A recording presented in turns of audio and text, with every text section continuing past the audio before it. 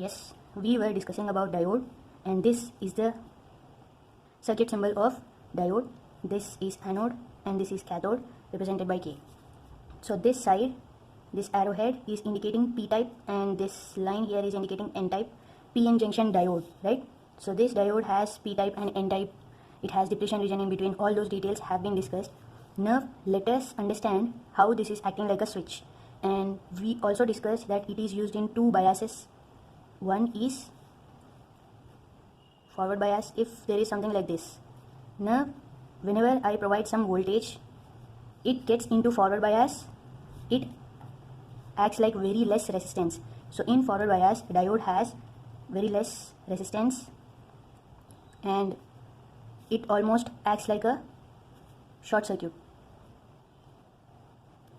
Okay, that is how it acts in forward bias.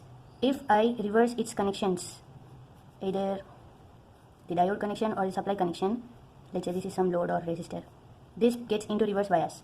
In reverse bias, its resistance is very high and it acts like an open circuit. Short circuit, here it is saying that these two terminals are getting shorted, or you can think of it as a closed switch which is on. You can think of this as open switch which is off. Here the current which flows is minority leakage current. That reverse leakage current or minority leakage current, this leakage current is usually in the order of microamperes, whereas in forward current, when it is in forward bias, its current is in the order of milliamperes. This is 1000 times greater than that of this. That is a point that you have to remember, and this whole circuit, this load is getting driven by this current. Fine. And here this load is, same load is not able to get driven by this current. So that's how it is acting like off switch, and this here it is acting like an on switch. So that is how a diode normally acts like open and close. Fine. Now let us see what happens if I change my supply to a signal, means some kind of AC source. So this is the diode and this is some load, and let us observe all these points. So here the supply is AC. That means it acts like a DC. So in positive half cycle, it acts like a battery which is connected in this direction, or if you think of it here, let's say a battery which is making the diode forward. So if this positive half cycle is happening here, that means normally this whole cycle, let's say 1 Hertz. If you are applying 1 Hertz signal, that means this whole half cycle is taking 0.5 second and here 0.5 second. So positive half cycle is remaining here for 0.5 seconds, half second. So for that particular half second, this diode is acting like forward bias, on switch, and in the other half cycle it is acting like reverse bias. That means its battery is connected like this, or source is acting in this way.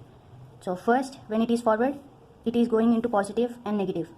Okay, current is flowing in this direction. Actually electrons will be flowing in this direction because battery will be like this when it is in positive half cycle. When it is in negative half cycle, the battery is acting like this. Okay, so this is plus and this is minus when it is in positive half cycle, minus and plus in negative half cycle. So this is happening for half second and this is happening for another half second. So for the first half second, this diode acts like short circuit. Actually it acts like short circuit till it gets 0.7 volts. So here, when we have discussed this, the voltage drop here, if I take 9 volts, if I am applying 9 volts here, current, electrons are moving in this direction, and let's say current is flowing, conventional current is flowing in this direction. Now whenever some current is flowing, this load will consume as well as this diode will consume. How much voltage does this diode consume if I am applying 9 volts? It usually takes 0.7 for silicon diode, 0.3 volts for germanium diode, and with respect to the types of diodes, it takes that much voltage. For us, now let us consider only 0.7 volts. So this 0.7 volts is getting dropped across these two terminals, across anode and cathode. So this is consuming 0.7 volts rest of the 9 volts is given by source, rest of the voltage is getting consumed by the load. So load is taking all the remaining voltage. What happens here, if I am giving same 9 volts, this 9 volts is being absorbed by the reverse biased diode because it is open, so whole 9 volts is consumed by it, and this won't be able to take that because load is not getting driven. So 0 volts here and here 9 volts, something like that is happening here. So this is forward biased condition and this is reverse biased condition. I hope you are getting my point. So right now focus only on this. Okay, if you are focusing only on this area, you will understand that it is looking like this. A short circuit. Actually it is a diode, right? So this diode is consuming 0.7 volts and the rest of the voltage is getting consumed by the load. So here it depends upon how much voltage it is being given. Let's say this is also some 9 volts. So if it is 9 volts, same thing happens here. So if my signal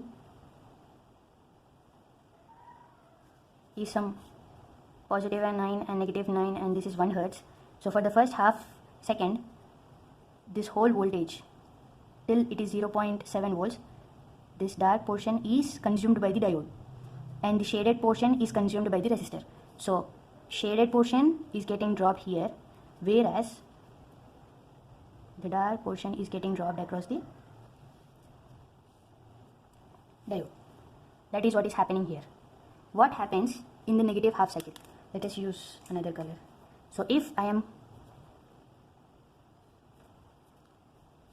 you are considering this whole thing right now, so the circuit will look something like, but the reverse bias connection. So R is same, diode is same, the connection is negative and positive, so it goes into reverse bias. It acts like open switch. So this resistance becomes smaller when compared to this open circuit. So its resistance becomes very, very high for the given 9 volts, and this is the portion which whole gets consumed by the diode. So the whole portion, this whole portion is getting consumed by the diode and nothing is given to the resistor. No voltage drop across the resistor. That is how this whole circuit is behaving. So in the other half, again same thing happens. Here it becomes forward bias. When it is becoming forward bias, again drops here 0.7 volts. So 0.7 volts, 0.7 volts, all forward cycles are getting dropped across the diode 0.7 volts, and rest of the 8.3 is getting dropped across the resistor. So this is known as half wave rectification. Half wave rectification means converting half wave and using that half wave for the purpose of getting DC. So they are trying to convert alternating current which fluctuates in both the directions. So when the circuit is like this, electrons move in this direction. When the circuit is like this, electron move in this direction. So once this source is alternating in this direction and in the second time this source is alternating in the other, so the current switches like this. So now after the rectification, this diode makes sure that the current flows only in this direction. In the negative half cycle, it won't allow this current, it blocks. That is why it is saying in reverse bias it blocks the negative half cycle, because it is acting like open switch. In forward bias it is acting like on switch, whereas it is allowing its current to flow through. So whenever this goes into positive half cycle, the current flows. Whenever it goes into negative half cycle, the current should flow, but this diode stops. Again in the positive half cycle, again the current flows. In the positive half cycle, again the current flows. Only the positive half cycle current is being passed out. So that is how the current is always flowing only in this direction through this load, right? So that is why now, before, if there was no diode, if there is only this AC source and this load, the current flows like this, once like this, and in the negative half cycle like this, something like that. So current fluctuates or it alternates, but now it is removing this direction. When it is removing this direction, only these are going through the load. That is what is happening here in the half wave rectifier. Hope you all got the point of half wave rectification. Fine. Next, we are going to learn about center tap transformer full wave rectifier. Okay, center tap transformer is a transformer. First of all, what is a transformer? So a transformer is something which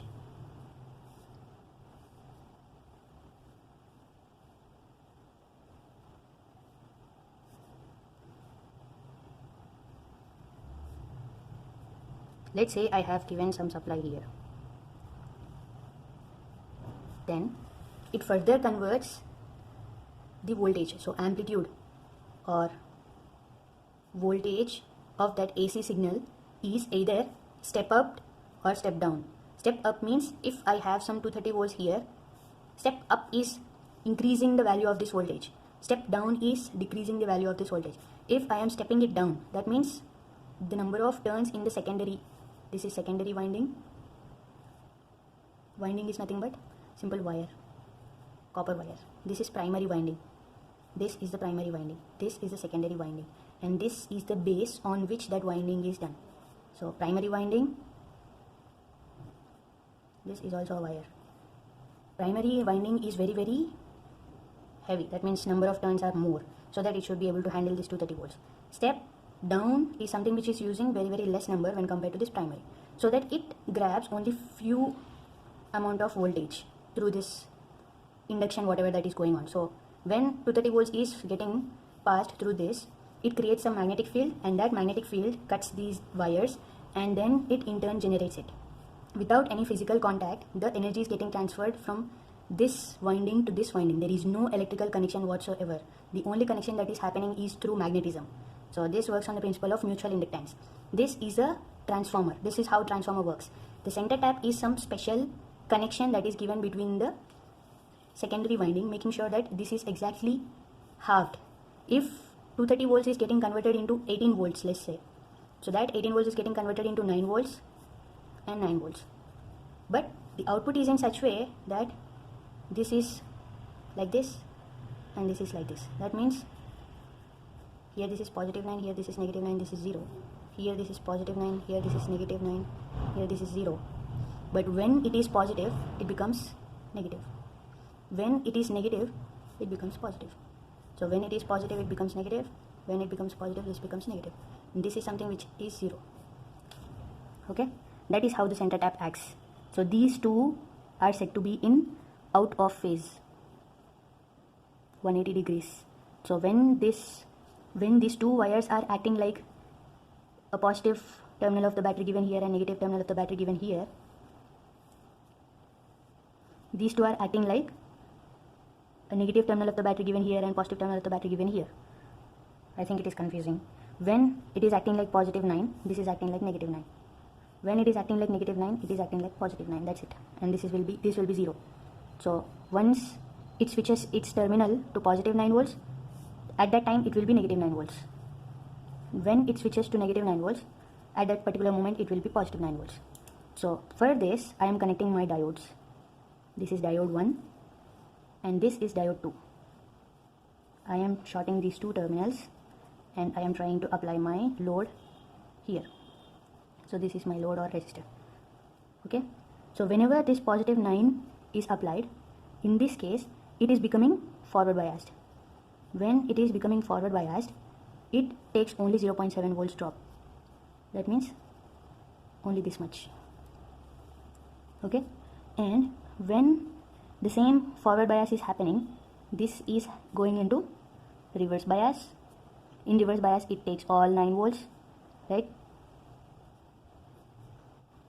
So whole voltage is getting dropped across this diode. So this is open, no current is flowing through this, only the current is flowing through this.